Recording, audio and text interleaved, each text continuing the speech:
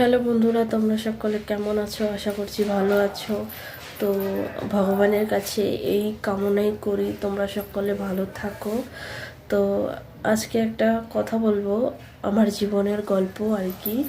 তো আমি ছোটোবেলায় যখন বাবার কাছে 10 টাকা চাইতাম, তখন বুঝতাম না সেই 10 টাকা কত কষ্ট করার পরে কিভাবে উপার্জন করে সেই 10 টাকা আসতো।